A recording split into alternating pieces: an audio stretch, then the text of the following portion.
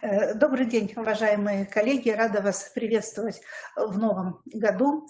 Извините за задержку, за позднее начало нашего семинара, но все состоялось, это уже хорошо. Прежде чем мы начнем с вами новый разбор наших новых тем, подведем итоги работы онлайн-школы «Точка роста». Наши занятия проходили с 14 октября по 9 декабря, и за этот период у нас прошло 10 встреч в форме или вебинаров, где я рассказывала основные какие-то теоретические положения. И самое главное, то, что у нас было очень много методических семинаров, где вы выступали и делились своим опытом. У нас сейчас на территории Республики Коми формируется своя такая вот региональная система новых субсидиарных сущностей цифрового содержания. И, конечно же, за период с 2019 года накопился достаточно большой опыт проведения урочных, внеурочных занятий, занятий по дополнительному образованию. Сформировалась в каждой школе новая образовательная среда. И, конечно же, одни педагоги, одни из вас хотят поделиться наработанным опытом, другие педагоги, в школах которых только собираются открывать новые центры, например, такие как Воркута, Сыктывкар, им, конечно, интересно поучиться у вас. Всего за данный период, который я характеризую, наша работа проходила, проходила по нескольким направлениям, которые были утверждены в региональном плане, в региональном комплексном плане сопровождения работы новых субсидиарных центров. И наибольшее у нас количество семинаров прошло по первому направлению – это проведение совместных мероприятий для обучающихся и педагогических работников. Что стоит за этим направлением? Здесь стоит как раз проведение уроков, здесь стоит проведение кружковых занятий и других каких-либо мероприятий. Далее у нас были сообщения на тему, как осуществляется сетевое взаимодействие при реализации образовательных программ. Так, далее мы провели 2 семинара на тему организации профориентационной деятельности обучающихся. Но, может быть, не очень хорошо пока еще прозвучала тема формирования предпрофессиональных компетенций, но такая проблема стоит на современном этапе развития нашего образования. И через все эти семинары таким образом у нас реализовывалось такое направление, как демонстрация эффективного опыта реализации образовательных программ. За данный период у нас проходили различные мероприятия регионального масштаба. Это и День сельской школы, где выступали педагоги и транслировали свой опыт. Это и стратегическая республиканская конференция.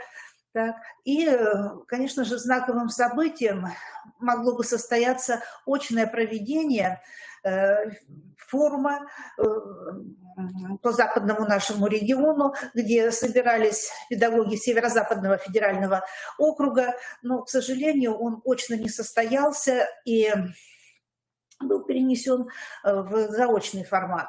Ну, наверное, все-таки вы использовали ту информацию, которую мы предоставляли вам, и смогли так или иначе посмотреть мероприятия, которые транслировались с этого форума.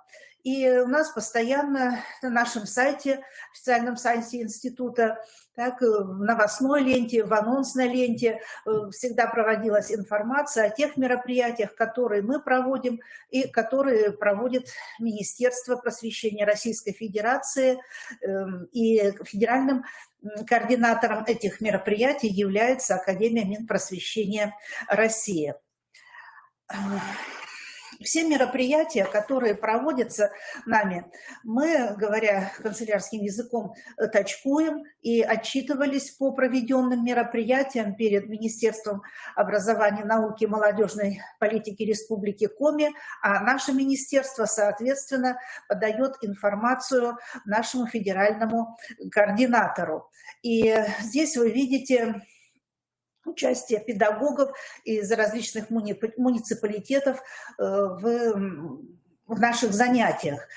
Но обратите, пожалуйста, внимание, что вот есть такие вот противоречия, что вот, например, в Сыктывкаре и в Воркуте нет пока еще точек роста. Ну, за некоторым исключением в Сыктывкаре есть и точки роста, которые открыты за счет регионального бюджета, есть кванториумы, антикубы. Так, ну вот посмотрите, здесь как раз посещаемость педагогов достаточно высокая, а почему-то вот в некоторых сельских районах так, очень низкая была посещаемость. И мы знаем всех, у нас все записаны пофамильно, кто из какой школы, кто из какого муниципалитета, сколько раз принимал участие в наших заседаниях. И откуда такая информация? Вы ведь регистрируетесь, а нам это очень важно. Знать и понимать, какие проблемы, ну, какие темы интересны, какие темы неинтересны. Ну вот если мы посмотрим, то в первом занятии 14 октября приняло участие 103 человека. Ну как же, открытие новой школы, там какое-то новое мероприятие происходит, большое количество педагогов. А 18 октября 5, но спустя какое-то время их стало 12. Почему?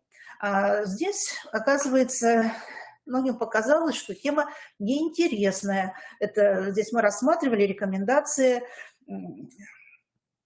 по разработке и оформлению сайта «Точка роста» на официальном сайте образовательной организации. И очень жалко, что огромнейшее количество педагогов проигнорировали это мероприятие, потому что оформление сайтового раздела на официальном сайте, оно как раз показывает, демонстрирует, а как же школа, как образовательная организация использует те субсидии, которые выдало государство. И, к сожалению, вот изменений на сайте к концу года, к 9 декабря, я как-то не заметила. Ну, а затем идет... У нас опять увеличивается количество педагогов, 75 человек, потому что тема была довольно-таки актуальная. Это методические рекомендации по разработке рабочих программ учебного предмета. Ну и далее мы с вами наблюдаем по количественный состав, то в основном здесь происходит далее дифференцировка по учебным предметам. Ну вот нас удивили 9 ноября информатики и технологии, их заявилось 105 человек, 109 человек, так, но то указывает, что вот именно этот контингент педагогов, он наиболее, наверное, нуждается в каком-то методическом сопровождении. Нужно сказать, что по наших семинарах транслировали свой опыт 12 педагогов, и они все получили сертификат, который подтверждает трансляцию педагогического опыта в онлайн-школе «Точка роста». И благодарностью ректора Коми Республиканского института развития и образования, благодарностью отмечена Эвелина Олеговна Круглова, главный методист сектора дошкольного, общего и дополнительного образования государственного учреждения народного образования города Инты. Ибо Инта у нас сейчас самый такой активный участник всех наших семинаров. Это показывает, что действительно в этом городе федеральные средства не пропали даром, они работают на благо образовательной системы данного муниципалитета. Ну вот таковы итоги нашего первого полугодия. Я думаю, что мы продолжим нашу работу не хуже. У нас по плану довольно-таки очень сложные вопросы будут стоять. И план всех наших семинарских занятий, он анонсирован. Вы можете ознакомиться с этим планом на официальном сайте КРИРО в разделе «Центр непрерывного повышения педагогического мастерства», раздел «Точка роста». И там вы увидите красивую достаточно таблицу, в которой и изложен весь наш план мероприятий, и вы сможете выбрать ту тему, которая вам наиболее интересна, близка, где вы можете продемонстрировать свой опыт. Но я еще вам говорю о том, что не обязательно транслировать тот опыт, который у вас уже наработан.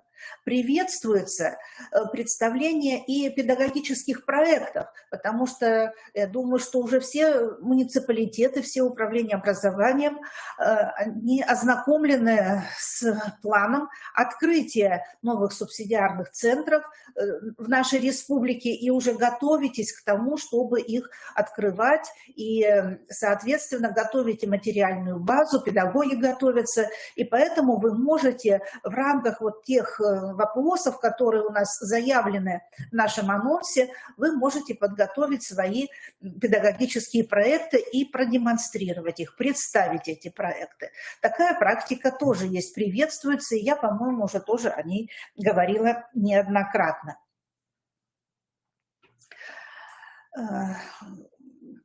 По вопросам подготовки участия в наших трансляциях, значит, в наших занятиях, я рассылаю муниципальным координаторам педагогического сопровождения педагогов информационные письма, на основе которых составляются заявки. Но заявка здесь нужно как понимать? Заявка не для участия, заявка для трансляции. Вы можете зарегистрироваться без заявки. А заявка нужна для того, чтобы понять, какой опыт у вас, какой опыт вы хотите транслировать, да, обсудить некоторые вопросы, чтобы понять, как лучше определить тему вашего выступления. Если у вас будут вопросы по организации наших с вами занятий, то вы сможете написать вопрос в своем чате, так, в нашем чате, и я в конце семинара на эти вопросы отвечу. Ну, а сейчас мы с вами приступим к нашей новой теме. Это организация проектно-исследовательской деятельности обучающихся с использованием ресурсов наших цифровых субсидиарных центров. Формирование проектно-исследовательских компетенций является очень важной задачей федерального государственного образовательного стандарта, как действующего, так и обновленного, и формирование таких умений, компетенций, оно является задачей как реализация рабочих программ учебного предмета или является задачей программы формирования универсальных учебных действий. То есть можно рассматривать, то есть это очень такая многокомпонентная задача и решается исключительно всеми педагогами. И вот сегодня мы с вами рассмотрим опыт, который представляют наши эксперты. Так, рассматриваем вопросы, я их уже назвала. Так, и наши эксперты. Эксперты из города Инты. Так, это Мингазова Гюлюза Гениятовна, учитель химии, заместитель директора по учебно-воспитательной работе школы номер 9. Это коллектив педагогов по естественно-научным дисциплинам школы номер 8 города Инты. Вахрушева Илона Владимировна, учитель химии и биологии, Коллеганова Галина Юрьевна, учитель физики, и Шемет Людмила Валерьевна. Далее нашими экспертами являются молодые педагоги. Это Майбурова Анна Ананьевна, учитель физики из города Сыктывкара, работает в гимназии имени Александра Сергеевича Пушкина, и Апарина Галина Михайловна, учитель физики и математики из села Устнем Усть-Куломского района. И вот мы начнем наш сегодняшний семинар именно с представления опыта Апариной Галины Михайловны, потому что она представляет опыт работы с самыми маленькими детьми. Это начальный класс или 5 класс. Пожалуйста, поставьте нам презентацию.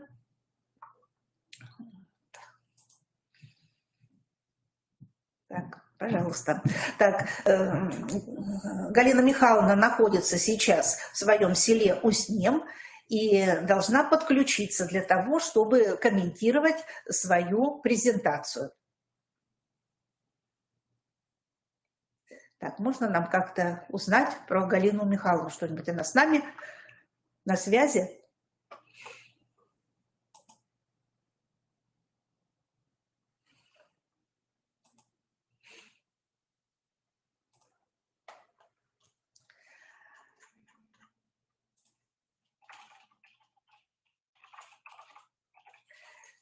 Так, ну вот когда происходит так вот подключение, то немножечко мы всегда задерживаемся.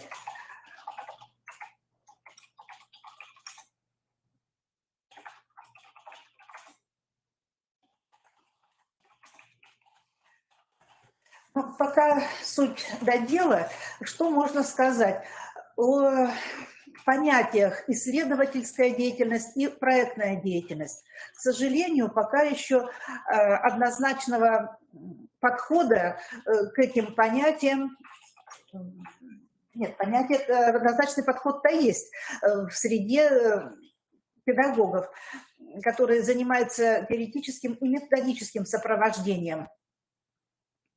А вот порой, когда речь идет о том, как понимают проектную исследовательскую деятельность сами учителя и как они транслируют это детям, здесь пока у нас получаются некоторые расхождения, но мы не будем ударяться в эти вот всякие определения дефиниций, но суть-то в том, что проектная деятельность – это деятельность, которая направлена на создание конкретного продукта, который внесет какие-то изменения в окружающую действительность. А исследование, оно направлено на изучение какой-то определенной узкой предметной области. И исследование может носить как учебный характер, так и научно-исследовательский характер. Но когда речь идет о учебном исследовании, то в таком случае дети открывают сами для себя новое уже в рамках известного. А вот когда речь идет о научном исследовании, то здесь подразумевается, что дети начинают изучать окружающую действительность и узнают что-то новое за пределами школьной программы. Но даже если речь идет о научном исследовании школьника, то все равно совершенно не нужно требовать от него какой-либо научной новизны и практической значимости. То, что ребенок откроет для себя в ходе этого исследования, это значимо лично для него, в первую очередь. Так, у нас получилось, Дмитрий Валерьевич? Пока не получилось. Ну, хорошо. Да, давайте так, рассмотрим другой опыт, представление другого опыта. Уже получается, да?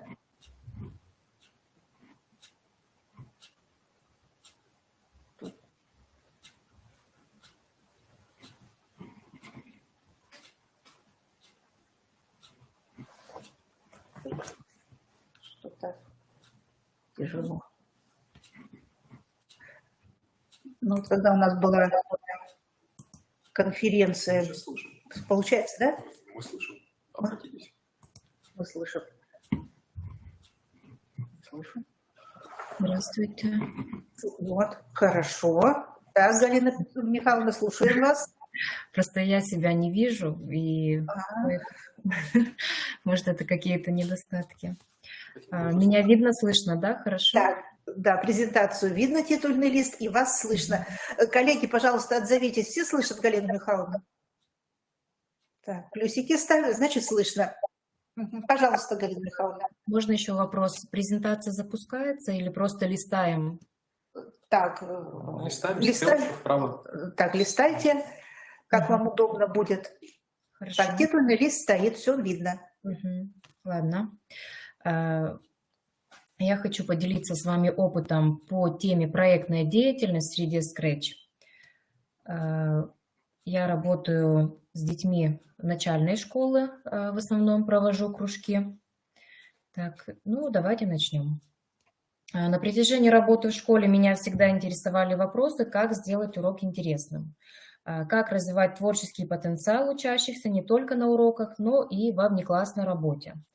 Потому что учащимся предоставляется на сегодняшний день широкий выбор факультативов, кружков, индивидуальные занятия, групповые занятия разновозрастных групп.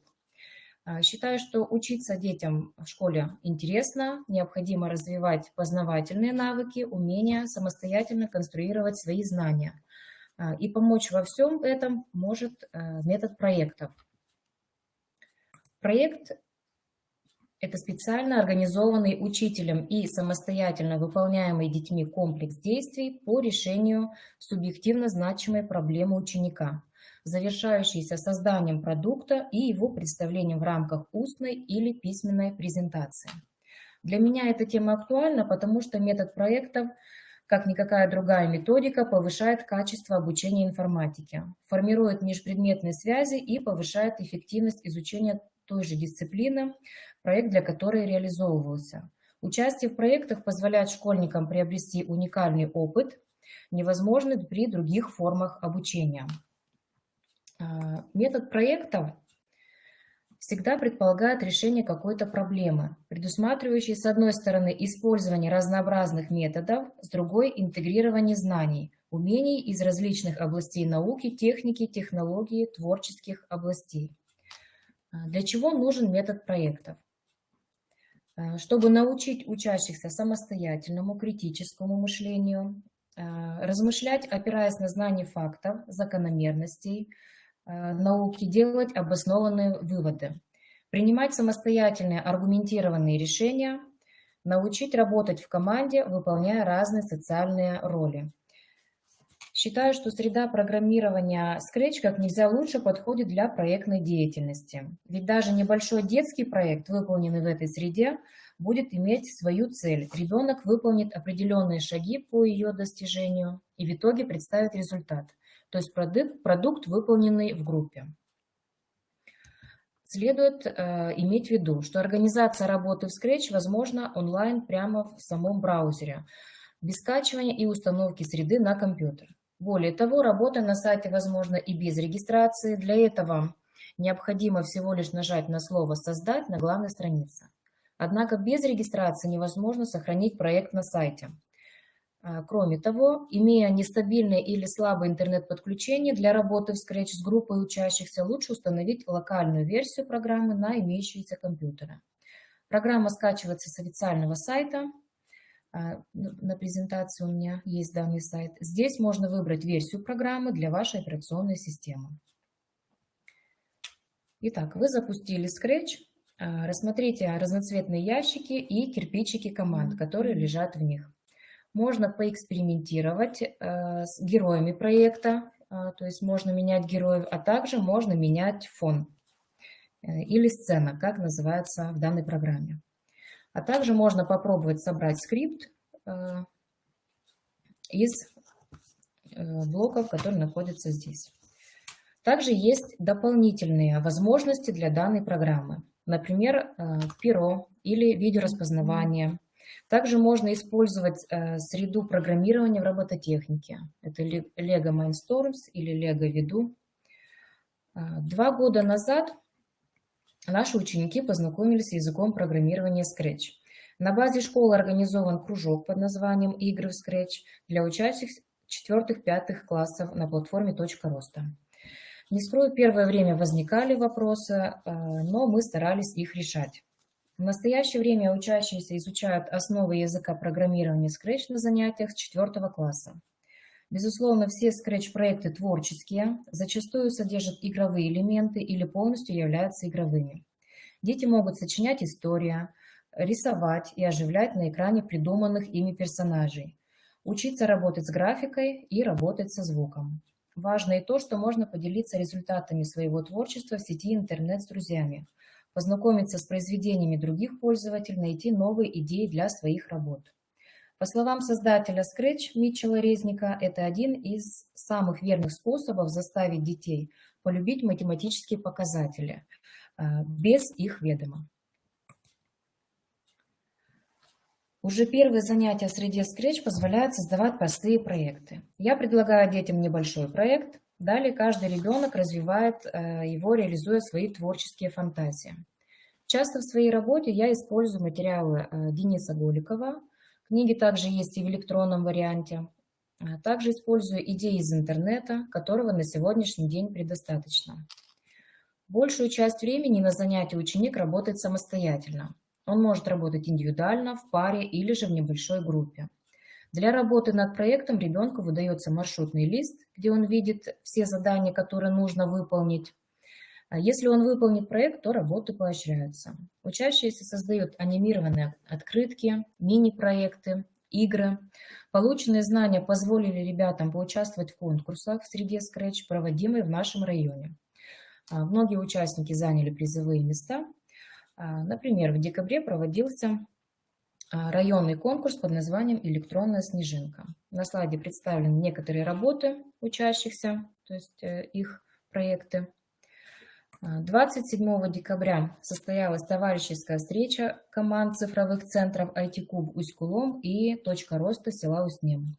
Несмотря на дистанционный формат, команды познакомились, представились друг другу, название своей команды, поучаствовали в брейринге, и обе команды показали хорошие результаты по вопросам компьютерных технологий. Затем стороны разделились на 8 подкоманд, приняли участие в создании проекта на новогоднюю тематику. Каждый проект был сохранен и отправлен в жюри для оценивания. Также к Новому году мы создавали открытку, анимированную открытку. Это из последних работ учащихся. В презентации есть видео. Видимо, не подключается видео. Так, ну вот, примерно так выглядит. То есть здесь происходит движение букв, движение снежинок, звук. Чтобы заинтересовать детей, знакомлю их с алгоритмом творчества Митчелла Резника, состоящий из 5 шагов.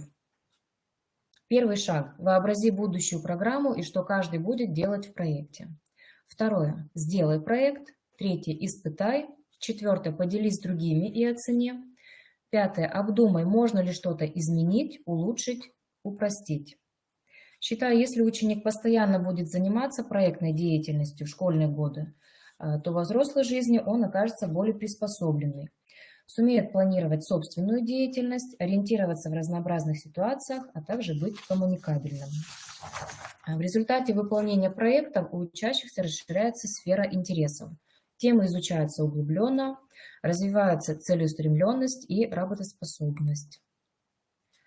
При этом Scratch является мотивирующим инструментом для учащихся в процессе формирования навыков проектной деятельности для получения новых знаний в области программирования. Среда Scratch доступна каждому, кто хочет развиваться и творить. Спасибо за внимание, у меня все.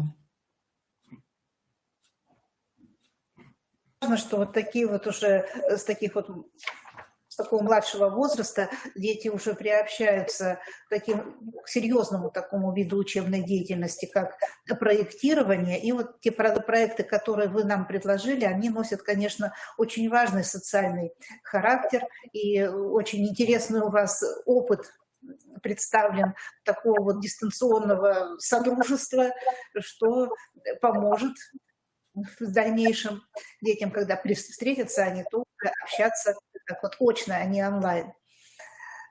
Какие-нибудь есть вопросы у коллег Галине Михайловне? Так. Что ж, вас благодарят, очень интересно. Конечно, да, это очень интересно, как маленьких детей вот так вот научить что-то делать в такой сложной системе. Так. Ну что же, спасибо, Галина Михайловна, за представленный опыт. Очень так. Ну а сейчас мы переходим с вами к следующим учебным предметам.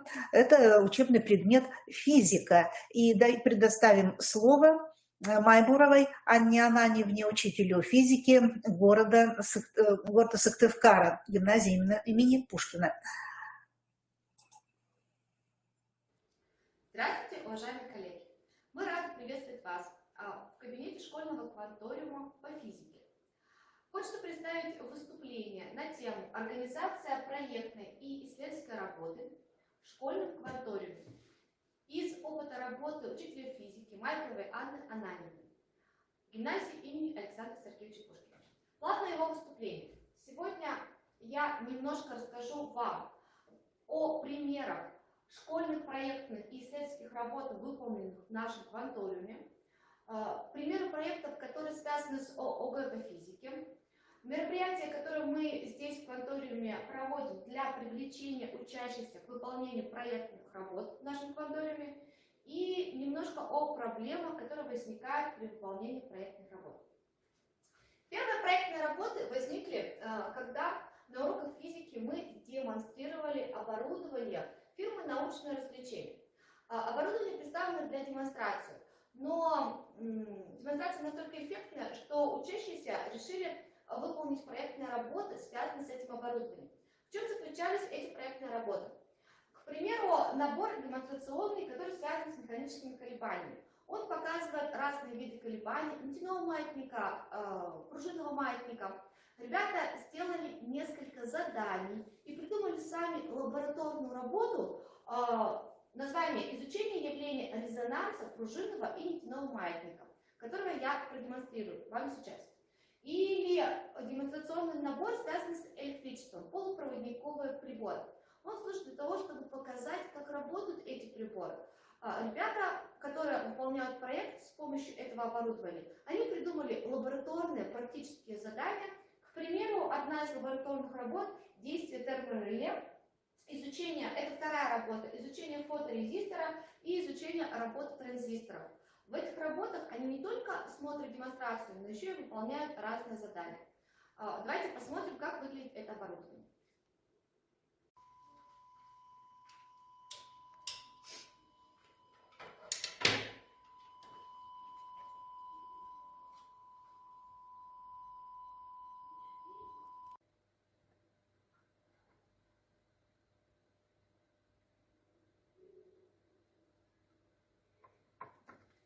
Мы с вами понаблюдали, как работает демонстрационное оборудование, и вот примеры, как можно выполнить лабораторную работу, придуманную учащимся в рамках проектной деятельности на уроке.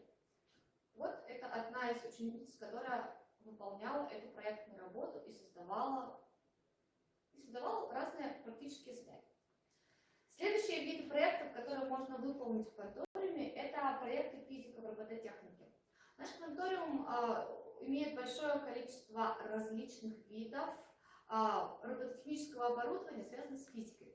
К примеру, два больших блока. Первый – это альтернативные источники энергии. Мы обозвали проект решения практических задач с использованием наборов Лего. Альтернативные источники энергии. Эти наборы мы сейчас с вами понаблюдаем, но какие задачи были придуманы? Набор ребята собрали. У них есть модель разных установок, альтернативных источников энергии. К примеру, ветряная турбина, гидротурбина. Мы все это сейчас с вами посмотрим. Автомобиль с солнечной батареей. Но просто собранный набор будет лежать на полке. А если с ним что-то делать, какие-то задачи выполнять, это всегда интересно. И вот ребята придумали задачи. Например, с ветряной турбиной. Ветряная турбина, к примеру, это вот она выглядит. Как она работает, я вам покажу. Какую мощность может развивать и при каком напряжении генерировать ветряная турбина, установленная на расстоянии 30-15 см от вентилятора, чтобы она работала в нужном вентиляторе. Исследуйте характеристики ветряной турбины в различных условиях работы. Следующее, это у нас, к примеру, гидротурбина. Вот она здесь, это гидротурбина. Какое количество энергии в джоулях вырабатывает гидротурбина в течение 100 секунд? Используйте воду. Ну и автомобиль с солнечной батареей, он тоже здесь представлен, я вам покажу, как он работает. Какой путь пройдет модель с автомобиля за 40 секунд? Вычтите скорость движения модели. Следующий большой блок оборудования называется «Простые механизмы». Очень похожие задачи были придуманы ребятами в рамках проектной деятельности с использованием наборов Лего «Простые механизмы». Давайте посмотрим, как выглядят эти наборы.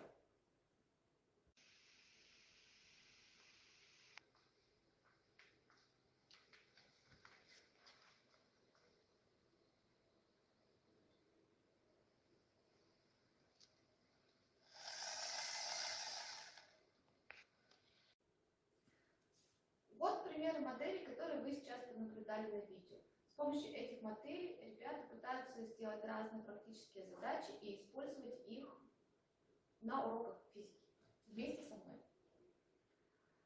Следующее большой блок проектных работ, связанный с оборудованием, которое предоставляет фирма Вернер. Примеры проектов, которые мы создали с помощью этого оборудования. Это создание зарядного устройства, получающего энергию от солнца для питания аккумуляторных батарей. Получается, у нас этот набор связан с исследованием альтернативных источников энергии. Дальше мы этот набор вам покажем, этот проект. Дальше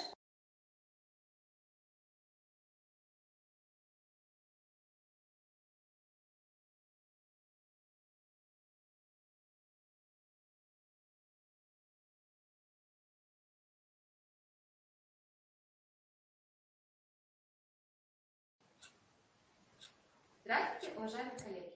Мы рады приветствовать вас в кабинете школьного кванториума по физике.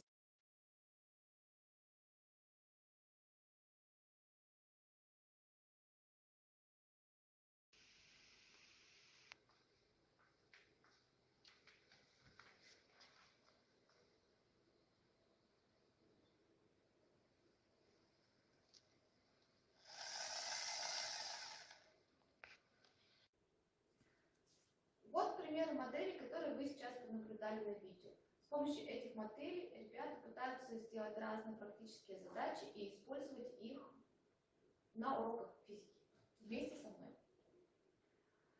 Следующий большой блок проектных работ, связанный с оборудованием, которое предоставляет фирма Вернер.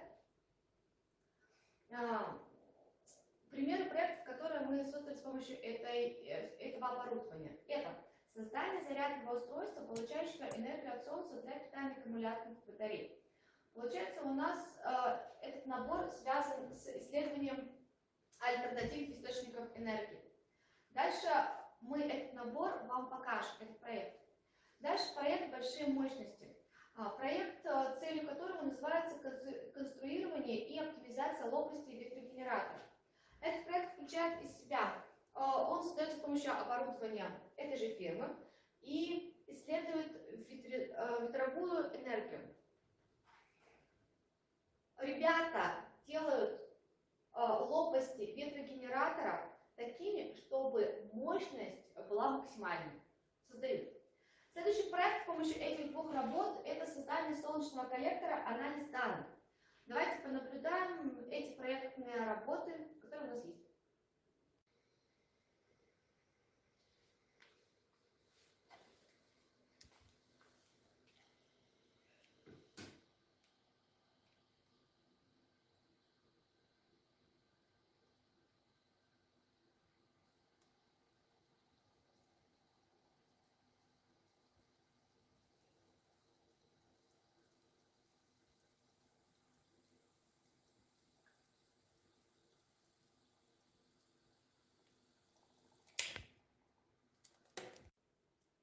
Мы сейчас с вами понаблюдали проекты, которые связаны с альтернативными источниками энергии, которые были созданы с помощью данного оборудования. Альтернативные источники энергии, солнечная батарея и ветряная мельница. Следующий проект у нас посвящен оптике. Проект выполнен с помощью оборудования установки, которая изучает коэффициент отражения света. Цель проекта – исследовать, как отражается свет в зависимости от цвета поверхности. Выяснить, как меняется температура тела от цвета отражаемой поверхности. Ну и вам представлена фотография, как работает данная установка. Следующие все проекты посвящены теме ОГЭ по физике. Мы начали готовиться к тому, что в будущем все лабораторные работы в ОГЭ будут выполнены, или большинство из них будет выполнено с помощью датчиков. Примеры проектов, которые можно сейчас уже сделать в кванториуме в нашем, это создание видеолабораторных работ с применением датчиков расстояния, ускорения, времени, угла поворота и так далее. Я поставила здесь многоточие, потому что датчиков очень много, и мы пока не знаем, какие лабораторные работы с какими датчиками будут выполняться. Но начинаем снимать видео, и эти видео потом выпустим в доступ общественный. Следующее. Это создание видео по качественным задачам. В ОГЭ есть качественные задачи, и у нас есть большое количество оборудования, с помощью которого можно эти качественные задачи реализовать. мы снимаем видео, и это видео является проектной деятельностью в данном случае. Следующие мини-проекты, которые можно выполнить, и немножко я вам их тоже продемонстрирую. Я здесь поставила классы 8-7, но также эти проекты можно выполнить и в 6, даже в 5 классах. Проекты какие? Например, с датчиками. Датчик влажности и температуры. Один из проектов мы придумали изучение характеристик термоса. Использование датчика влажности для измерения характеристик в учебных кабинетах. Сравнение его работы с данными психрометра. То есть в этом первом проекте мы изучаем различные виды термосов и какой термос больше сохраняет тепло или отдает тепло, выполняем с помощью датчика влажности. Второй проект тоже датчик влажности, но мы уже определяем влажность в разных помещениях и сравниваем, кто же лучше измеряет влажность, психрометр или датчик влажности. Дальше датчик звука. Мы назвали свой проект «Шум школьной перемены». Смысл и цель проекта – это измерение интенсивности звука на школьных мероприятиях. Я этот датчик вам продемонстрирую. Следующее – это датчик силы. Исследование мышц правой и силы мышц правой и левой руки по разным характеристикам. Ребята 7 класса с помощью датчика силы измеряют, у кого же эта сила мышц больше, и сравнивают по разным характеристикам, по возрасту, по весу, по полу и так далее. Еще два датчика, это датчик расстояния. Датчик расстояния позволяет использовать измерение точности разных приборов, линейки и так далее. И датчик света. Датчик света мы придумали такую проектную работу небольшую, как исследование освещенности различных территорий класса. Где освещенность больше, где освещенность меньше и почему так происходит.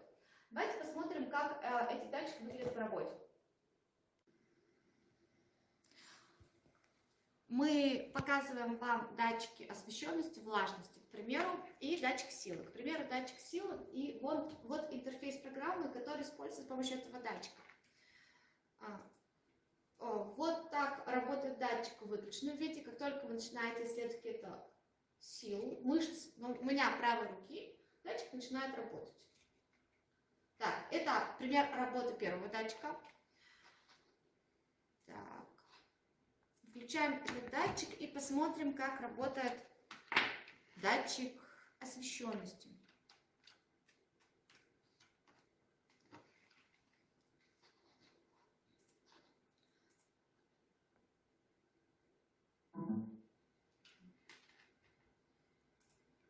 Так, вот пример датчика освещенности.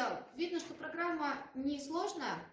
Подключаем этот датчик и посмотрим, что у нас освещенность меняется в зависимости от расстояния. Попробуем совсем закрыть, уменьшить освещенность. Вот она уменьшается. Вот так работает данный датчик. Мы с вами понаблюдали работу разных датчиков, а дальше по плану у нас, кроме проектной и исследовательской работы, какие мероприятия проводятся в нашем лаборатории для привлечения учащихся к выполнению проектов именно у нас. Во-первых, это, конечно, дни открытых дверей, на которые мы приглашаем и показываем все наше оборудование и как оно работает. Мастер-классы для 5-6 классов, для того, чтобы они в старших классах к нам записались и пришли. А дальше, к примеру, мы еще придумали проект, который называется «Трейлер к школьному кванториуму». Ребята приходят на наши занятия, снимают небольшие видео, и эти видео выкладывают в YouTube и соединяют их вместе. В конце года мы должны получить хороший, один качественный трейлер по всем тем работам, которые мы здесь выполняем. Ну и давайте понаблюдаем. Вот, к примеру, один из последних мастер-классов для 6-классников, который был проведен в декабре.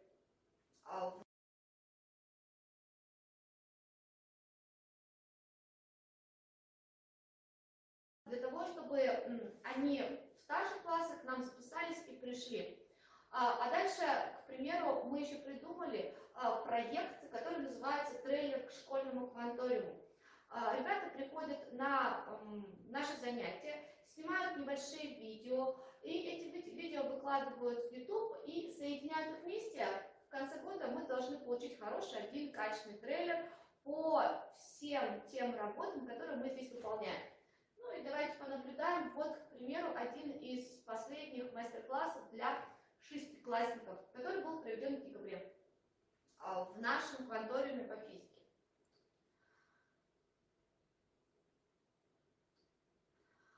Ну и совсем немножко о проблемах, которые возникают при выполнении проектных работ в кванториуме. Во-первых, это оборудование.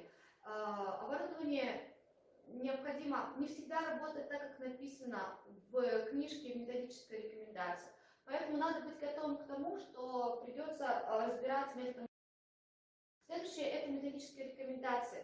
У нас есть оборудование 3-4 разных фирм, и каждому из этих оборудований есть свои методические рекомендации. Где-то они очень хорошо разработаны, где-то нужно додумать, допонимать самостоятельно, для этого нужно время. И плюс еще небольшая проблема есть в том, что одно и то же оборудование разной фирмы иногда не сходятся. К примеру, датчики влажности и датчики температуры разных фирм, например, научное развлечение и релак, с разной погрешностью измеряют температуру. У одного довольно большая погрешность, у другого чуть меньше. Ну, это небольшая проблема. Закончить свое выступление хотелось бы тем, если у вас есть какие-то предложения, возникли какие-то вопросы, то я очень жду, вот моя почта, я очень жду ваши предложения, ваши вопросы, какие-то рекомендации, которые у вас есть. А также, если вы хотите, чтобы мы провели небольшие мастер-классы по работе с оборудованием кванториума по физике или показали, как это оборудование работает, то я жду все ваши предложения. Большое спасибо за внимание.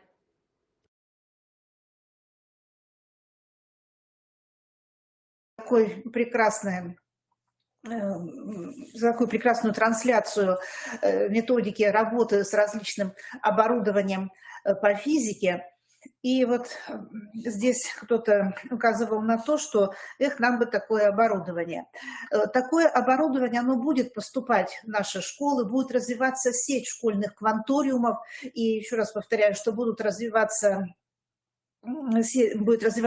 сеть центров «Точка роста», и аналогичное оборудование у нас поступит, я так понимаю, что во все школы, как достаточно крупные, средние и особенно малокомплектные сельские школы, такое оборудование будет поступать. Ну, а мы сейчас с вами вот как раз, изучая опыт своих коллег, вот отмечаем, на что же нужно обратить внимание, что можно взять для себя, чему можно поучиться. И спасибо Анне Ананьевне. Ну вот нужно обратить внимание, что как раз вот здесь в ее выступлении происходило смешение понятий, что такое исследовательская деятельность и проектная деятельность. Вот как раз четко прозвучали, что да, есть ученические учебные проекты. Дети собирают приборы, разрабатывают задания для лабораторных работ, так, снимают видеоролики для демонстрации решения качественных задач. Так? Вот это вот все конкретные проекты. А вот, например, исследование там качества термосов, да, то есть это уже не проект, это исследовательская работа. Или исследование шум на перемене. Это вот тоже, это не проект, это исследование. Но я еще раз повторяю, что здесь очень тонкие грани, но проект, это итог проекта какой? Это когда получается какой-то продукт, который можно использовать для изменения, ну, например, учебной какой-то ситуации, да, или социальной ситуации. Но это тема другого совершенно беседы. Так, еще раз благодарим Анну Ананьевну, очень интересный опыт. И, кстати говоря, тут она нас призывает к тому, чтобы мы задавали вопросы, чтобы мы посетили такую школу. Да, а гимназия имени Александра Сергеевича Пушкина является опорной школой республики. Это школа, опорная стажировочная площадка для наших регионов. И я надеюсь, что в скором будущем мы сможем провести стажировки для учителей физики, химии, биологии на базе этой школы. Документы сейчас как раз будут прорабатываться. Спасибо еще раз ей. А мы теперь переходим в школы города Инты. И слово предоставляется, мы рассмотрим сейчас презентацию Мингазовой Гюлюзи Гениятовны, которая представляет опыт работы в своей школе. Вокруг неразгаданных тайн очень много. Вселенная, космос так необъятны.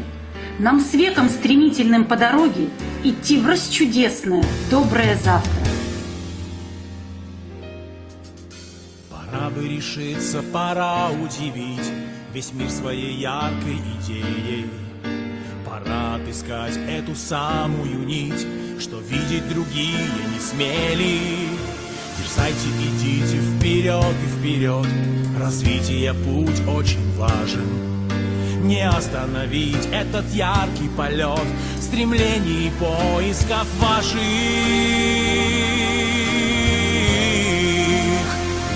Довольно сомнений, с надеждой вперед. Решиться сегодня, наверное, непросто. Возьми, дотянись ты рукою до звезд. С тобою в пути точка роста, точка роста. Добрый день, уважаемые коллеги. Меня зовут Мингазова Гюлюза Гениятовна. Я являюсь руководителем Центра «Точки роста», учителем химии МБУ СОШ номер 9 города Инта. Сегодня я хочу поделиться с вами опытом работы с учащимися с использованием проектной деятельности в образовательном процессе с применением цифровой лаборатории и оборудования Центра «Точки роста» естественно-научной и технологической направленности. С древних времен человек стремился исследовать и понимать окружающий его мир. Склонность к исследованию проявляется у современного человека, особенно у детей. Правильно поставленное обучение должно совершенствовать эту склонность, способствовать развитию соответствующих умений и навыков у учеников. В современной школе возникает потребность в формировании у учащихся понимания необходимости учиться в течение всей жизни, а также применять новые знания в собственной практической деятельности. Актуальными становятся задачи воспитания личности, способной адаптироваться в условиях изменений и находить решения в любых профессиональных и жизненных ситуациях. Научить каждого ребенка мыслить, самостоятельно добывать новые знания, формировать у него потребность в саморазвитии – вот задача, стоящая перед педагогом и школой. С этой целью в педагогический процесс широко внедряется технология проектной деятельности. Наряду с другими методами обучения я стараюсь использовать именно этот вид деятельности, отдавая предпочтение исследовательскому проекту. Исследовательский проект представляет собой подлинное научное исследование. При исследовательской деятельности учащиеся самостоятельно постигают ведущие понятия и идеи и не получают их в готовом виде. Итак, организуя исследовательскую деятельность на уроке, я стараюсь побуждать учащихся к формированию имеющихся у них идей, высказывать их, выдвигать предположения, догадки, альтернативные объяснения, давать возможность учащимся исследовать свои предположения в свободной обстановке, особенно путем обсуждения в малых группах, предоставлять возможность применять новые понятия к широкому кругу явлений, чтобы они могли оценить их прикладное значение. На уроке я выполняю функцию координатора исследовательской деятельности и партнера, избегая директивных приемов. Стараюсь ставить перед учениками реальные задачи в понятной форме. Стимулирую творческое мышление при помощи вопросов. Проявляю терпимость к ошибкам учеников. Курирую исследовательскую деятельность при выполнении проектов. Поощряю критическое мышление учащихся. Заканчиваю процесс исследовательской деятельности до появления признаков потери интереса ребят. Таким образом, актуальными задачами при организации исследовательской деятельности становятся создание комфортной среды, обеспечивающей такую степень сотрудничества ученика с учителем, когда тезис «я сам» становится определяющим, формирование ключевых компетенций учащихся на уровне, позволяющим уверенно справляться с учебными задачами, свободное владение компьютерными средствами, всеми участниками образовательного процесса. Ориентация на формирование и развитие навыков межличностного взаимодействия учащихся в рамках образовательного процесса. Все перечисленные выше задачи могут успешно решаться через организацию проектной деятельности. Проектная деятельность позволяет индивидуализировать образовательный процесс, создает благоприятные условия для развития творческих способностей и активизации познавательной деятельности учащихся. Проектная технология создает простор для инициативы и творчества. Она направлена на формирование креативных черт личности всех участников образовательного процесса. Зачастую проблема современных учеников обычной школы заключается в том, что они не умеют применять полученные знания для решения проблемных задач, проведения эксперимента, описания какого-либо, к примеру, химического явления в практической деятельности.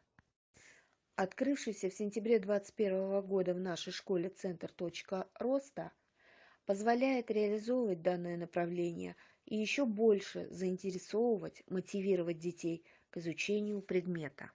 Эффективность исследовательской деятельности зависит от меры увлеченности ученика этой деятельностью. Привлекая школьников к исследованию, полезно вооружить их методами научно-исследовательского поиска. Важно так организовать учебную работу детей, чтобы они с интересом проходили основные этапы исследования, такие как мотивация исследовательской деятельности, постановка проблемы, сбор фактического материала, систематизация и анализ данного материала, выдвижение гипотезы, доказательство или опровержение ее. Задача учителя – найти простые и удобные средства для практической реализации каждого этапа. Мотивация исследовательской деятельности осуществляется различными способами. Привлечение внимания к значимости ожидаемых результатов, оригинальная формулировка учебного задания, создание какого-либо продукта деятельности, действующая модель и тому подобное. Реализацию научно-исследовательской деятельности учащихся можно провести через работу с цифровой лабораторией.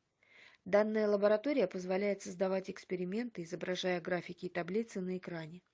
Число возможных экспериментов может ограничиваться только воображением самих проектантов. Важно подчеркнуть, что по мере приобретения опыта учебно-исследовательской работы у школьников формируется особый подход к решению нестандартных задач. Они начинают искать решения, применяя всю процедуру исследования. Опыт исследовательской деятельности помогает им даже в жизненных ситуациях найти правильное решение. Мотивировать учащихся на успешное обучение коллектив нашей школы начинает еще с младших классов. Наши дети активно участвуют со своими проектами в различных конкурсах и занимают призовые места. Открытие на базе нашей школы Центра «Точки роста» позволяет нам еще больше заинтересовать детей и направить их на получение новых знаний и успешное применение этих знаний на практике.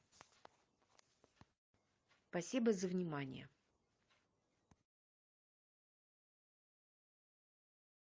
На слайдах и в комментариях педагога мы видели, что оборудование можно использовать, как используется оборудование и на уроках химии, на уроках физики. И вот здесь вот можно как раз провести, опять же, такую вот параллель, что вот и Гилюза Гениятовна, и Галина Михайловна Апарина, и как раз вот начинают вот эту вот работу, вовлекают учащихся в проектно-исследовательскую деятельность из младших классов. Спасибо, Гилюза Гениятовна. И мы завершаем наш семинар сегодняшний. Нет, вернее, не завершаем, мы предлагаем дальнейшее слово. Это триумвират из школы номер 8 города Инты. Это 3 славных педагога, естественно, научных дисциплин, которые продемонстрируют свой опыт.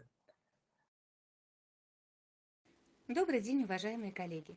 Средняя общеобразовательная школа номер 8 города Инты в лице учителей биологии, физики и химии Вахрушевой Илоны Владимировны, Калигановой Галины Юрьевны и Шемет Людмилы Валерьевны представляет свою тему «Использование оборудования «Точка роста» во внеурочной деятельности». В сентябре 2021 года было получено оборудование, набор для лабораторных работ и ученических опытов по физике, биологии, химии. Учителями-предметниками разработаны программы внеурочной деятельности, занимательная биология для 5 класса, юный биолог-исследователь для 6-7 классов. Цель данных программ – формирование учащихся интереса к изучению живых организмов, так как много интересной информации остается за страницами учебника. Программы направлены на развитие навыков наблюдения за биологическими объектами, их сравнения, организацию поисковой и исследовательской деятельности, самостоятельной познавательной деятельности, проведение опытов. Программа «Физика вокруг нас» для учащихся 7 классов позволяет обучающимся ознакомиться с методикой организации и проведения экспериментально-исследовательской деятельности в современном учебном процессе по физике, ответить на многие интересные вопросы физики на данном этапе обучения, выходящими за рамки школьной программы. Экспериментальная деятельность способствует развитию мыслительных операций и общему интеллектуальному развитию. Не менее важным фактором реализации данной программы является стремление развить у учащихся умение самостоятельно работать, думать, не бояться экспериментировать в условиях школьной лаборатории. Программа «Юный химик» для учащихся 8 класса решает задачи по формированию практических умений и навыков разработки и выполнения химического эксперимента, а также способствует формированию учащихся навыков безопасного и грамотного обращения с веществами. Целью программы является формирование у учащихся глубокого и устойчивого интереса к миру веществ и химических превращений, приобретение необходимых практических умений и навыков обращения с веществами в лаборатории и в быту. Все мы знаем, как непросто заинтересовать современных учащихся предметными внеурочными занятиями. Поэтому применение нового оборудования, использование которого позволяет учащимся почувствовать себя исследователями, привлекло ребят в предметные кружки. Юные биологи ставят эксперименты с дрожжами, изучают влияние температуры на развитие дрожжей, исследуют влияние концентрации сахара на жизнедеятельность дрожжевых грибков. В данном эксперименте были использованы весы, входящие в комплект оборудования по физике, температурный датчик из комплекта оборудования по химии и микроскоп. В своей школьной лаборатории мы проводим опыты и эксперименты, используя оборудование разных дисциплин. Группа ребят заинтересовалась изучением морских животных, рассмотрев коллекцию обитателей морского дна, и сейчас готовится представить свой проект «Животные морского дна и их жизнедеятельность» для школьной конференции. Учителя, работающие в нашем северном регионе, часто сталкиваются с тем, что ребята плохо знакомы с растениями, и гербарные образцы, которые поступили вместе с оборудованием, позволяют ликвидировать этот пробел. Рассматривая палеонтологическую коллекцию, ребята заинтересовались развитием растительного мира в далеком прошлом Земли. Ученики занялись поисковой деятельностью и предложили изучить растительный мир древности на территории Интинского района, для чего посещают местный краеведческий музей, работают с дополнительной литературой. Юные химики экспериментируют. Ребята провели опыт, изучая строение пламени и разность температур с помощью спички, как это делали всегда. И провели этот же опыт с использованием датчика температур, который наглядно показал разницу температуры пламени в виде графика. Оборудование по химии позволило ребятам самостоятельно побыть в роли ученого, проводя опыты с получением кислорода, выделением водорода, изучением свойств воды. Измерение с помощью электронных весов позволяет с большей точностью определить количественные изменения объекта при изменении условий. На уроке ОБЖ педагогам был задан вопрос: почему нельзя находиться во время грозы в воде или около водоема? И на внеурочных занятиях по физике ребята выясняли, какая вода проводит электрический ток. Опыт был проведен с дистиллированной водой, водопроводной и водой, в которую была добавлена морская соль. С помощью датчиков электропроводности юные исследователи сделали для себя открытие. Дистиллированная вода ток не проводит, но и в природе дистиллированная вода не встречается. А вот вода, в которой есть соли, ток проводит. И чем больше соли растворено, тем выше электропроводность. Мы часто сталкиваемся с моментами, когда ученики, обладая знаниями, не могут пояснить особенности тех или иных процессов, сделать выводы по изученному материалу или выполненному исследованию, воспользоваться и применить информацию, работать самостоятельно или сообща в команде, отстаивать свое мнение. Программы внеурочной деятельности позволяют решать проблемные ситуации, которые должен понимать и решать научно грамотный человек. Развитие функциональной грамотности учащихся в процессе реализации программ способствует формированию умения решать ситуационные задания и самостоятельно применять знания в новых ситуациях, что позволяет ученику освоить интеллектуальные операции последовательно в процессе работы с информацией: ознакомление, понимание, применение, анализ, синтез, оценка. Результат работы с такой задачей – успех. Таким образом, прослеживается формирование функциональной грамотности во внеурочной деятельности. Работу мы только начали, но уже видна заинтересованность ребят, а значит, работа будет продолжаться и давать свои результаты. Спасибо за внимание.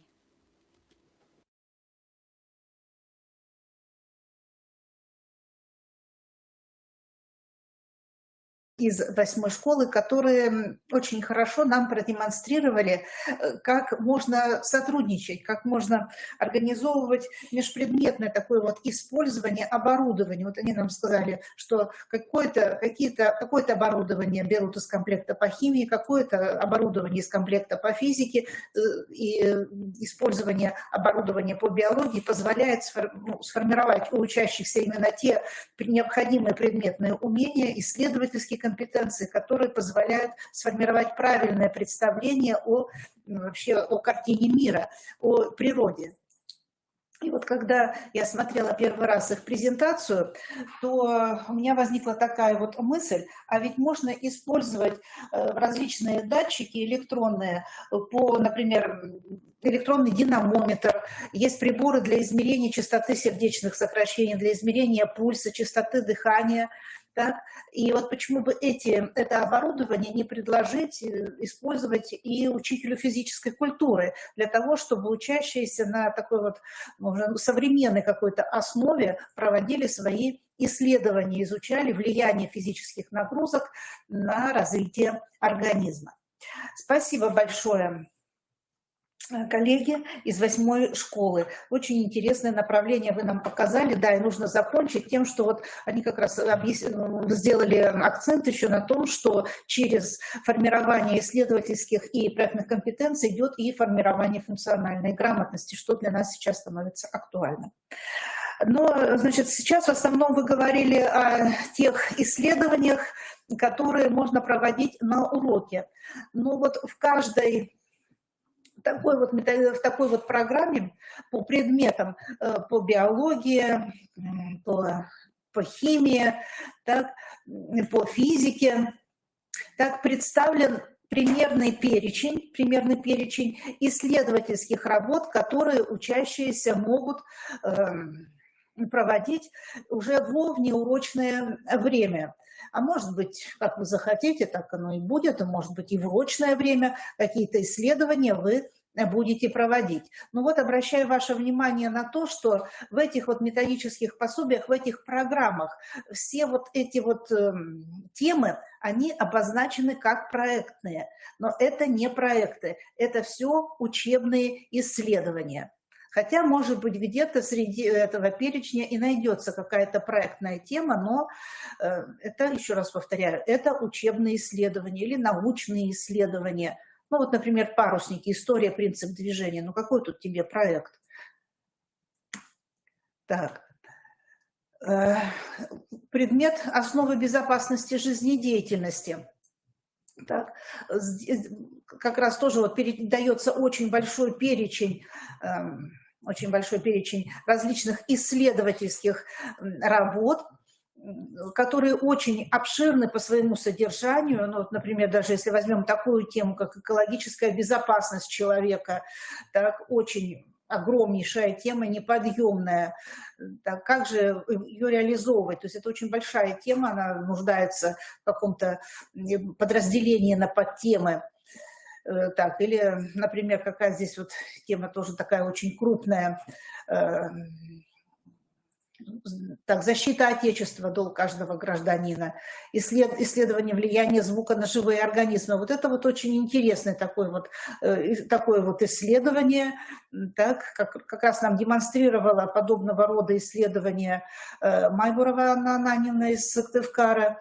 Так, каждому необходима личная безопасность, тоже очень обширная такая тема. То есть вот к чему я говорю, что все эти вот темы, вы их можете еще раз просмотреть, четко проанализировать и взять для себя что-то на вооружение. Но вот и только в том же предмете ОБЖ есть конкретный перечень примерных тем проектных работ.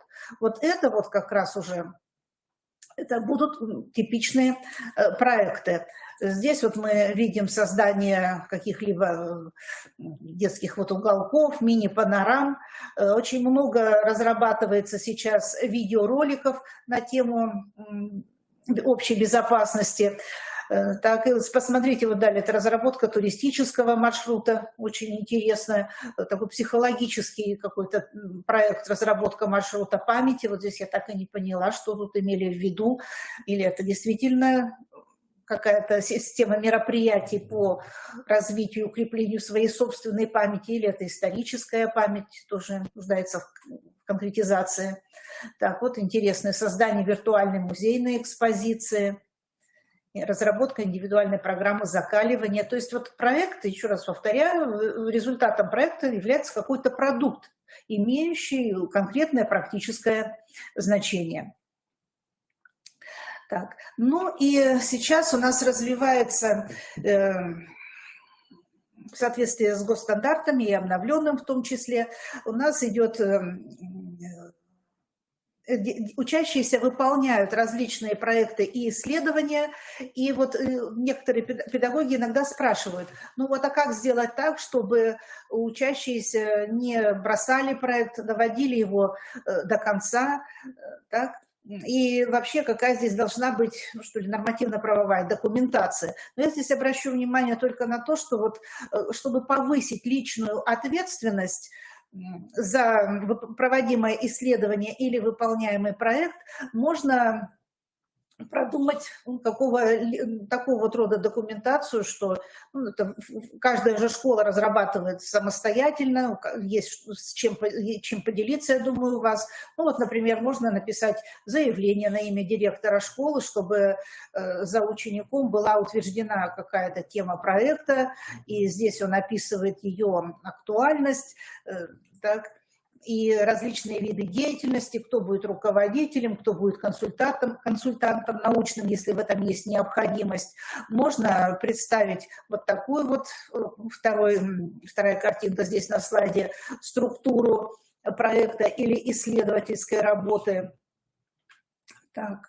Ну, конечно, оформляется все в виде реферата, в виде такой вот научно-исследовательской работы, или оформляется дневник исследования проекта, куда заносится информация о теме проекта, по какой дисциплине, кто руководитель, и краткая общая аннотация. И для того, чтобы дисциплинировать ученика, чтобы он всегда шел в графике выполнения этого исследования, вот можно предложить какой-либо такой вот хронологическую страничку, когда какой этап работы может быть выполнен. Так, ну и затем несколько страничек посвящено, что сделано согласно представленному графику. Каждая страничка подписывается педагогом и самим учеником. Ну вот, чем-то напоминает план аспиранта, план проведения научно-исследовательской работы. Но вот это такого рода дневники, они дисциплинируют и ученика, и даже научного руководителя. Так. Ну и завершает вот такой вот дневник, может быть завершен предзащитой и защитой проекта. Вот такие вот предлагаются формы. Ну, это просто предлагаемые различные варианты. Будете вы так делать или не будете, это уже лично ваше дело. Ну вот, когда мы же с вами в основном говорили о том, что исследования и проекты дети выполняют в урочное время, а это уже такого рода документация, она предназначена для тех учеников, которые более серьезно занимаются какими-либо научными исследованиями. Так. Ну вот на этом-то у нас основная часть нашей встречи заканчивается. Я хочу анонсировать наши мероприятия. Так, еще раз вам напоминаю, что на официальном сайте КРИРО справа вы найдете дополнительную вкладку «Центр непрерывного повышения педагогического мастерства». И затем, нажав на эту вкладку, вы найдете указание, что вот эта точка роста, нажмете, кликните на эту точку, и вот у нас появится вот такая вот информация. Так. Здесь, значит, у нас представлены все семинары наши с 20 января по 28 апреля. И внизу представлена работающая ссылка. Так. Далее, 3 февраля у нас будет очень серьезный семинар, посвященный вопросу интеграции общего и дополнительного образования. И вот здесь я бы хотела, чтобы поступили, простите, так вот, но нам понадобится выступление от руководителей образовательных организаций, от руководителей центров, данных центров, о том, какие модели интеграции общего и дополнительного образования реализуются в ваших школах или какие модели планируются реализовывать. Я напоминаю, что возможно трансляция как уже совершившегося опыта, да, так и проектного и педагогического проектирования. Второй вопрос посвящен реализации вот этих вот моделей, как у вас осуществляется эта реализация, содержание, опыт, какой у вас накоплен. Так? И, конечно же, через такое вот взаимодействие у вас формируется какое-то совершенно новое социокультурное пространство. В ходе представления своего опыта вы как раз сможете раскрыть критерии эффективности вот этих вот интеграционных процессов. 24 февраля это у нас такой день будет для учителей биологии и основ безопасности жизнедеятельности, где они смогут раскрыть опыт формирования у обучающихся навыков оказания первой медицинской помощи. Потому что в школы поступило тоже новое оборудование для этой цели, для реализации раздела ОМЗ «Основы медицинских знаний». И опять же вот на основе интеграции этих двух предметов у нас может получиться очень хороший обмен опытом. Вот 2 семинара, как водится, у нас в месяц пройдет. Жду ваших заявок для участия. Так, ну а связаться со мной можно по электронной почте, так, или позвонить по телефону 28 60 11, дополнительный 318.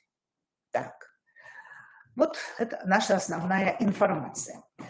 Вопрос вижу, как можно получить сертификат. Сертификат формируется автоматически после того, как вы зарегистрировались на вебинар. Так, какие у нас есть еще вопросы? Так, был вопрос о том, как можно получить видеоинформацию. Значит, у нас трансляция идет, да? Трансляция в записи, да? И можно еще раз ее посмотреть. Опять же, зарегистрировавшись на сайте. Или если вы зарегистрированы, то вторично пройдете по ссылке и, пожалуйста, смотрите. Можете передавать ссылку своим товарищам. Так? Ну, вопросов больше нет. Повестка исчерпана. Все, звенит звонок. До свидания. Будьте здоровы. До 3 февраля.